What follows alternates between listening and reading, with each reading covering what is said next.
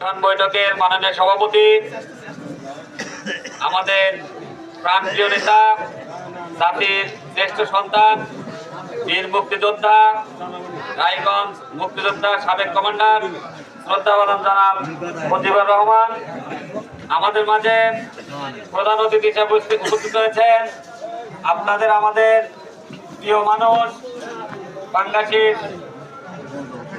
কৃতি সন্তান শ্রদ্ধাবাদন খায়রুল ইসলাম মাস্টার, রায়গঞ্জ উপজেলা বিএনপির সাবেক সিনিয়র সহসভাপতি, আমাদের মাঝে উপস্থিত রয়েছেন সাবেক ছাত্র নেতা শাহিন মাহমুদ সহ অত্র এলাকার বিএনপি যুবদল, ছাত্রদল, স্বেচ্ছাসেবক দল, দাসাস ও এলাকার জনসাধারণের এক অংশ, যে সকল ভাইরা দোকানে বসে থেকে আমাদের কথা শুনছেন, সকলের প্রতি রইল বহুদলীয় গণতন্ত্রের প্রবক্তা, মহান স্বাধীনতার ঘোষক, বিএনপির প্রতিষ্ঠাতা শহীদ প্রেসিডেন্ট জিয়াউর রহমানের বাংলাদেশি জাতীয়তাবাদের পক্ষ থেকে সংগ্রামী সালাম।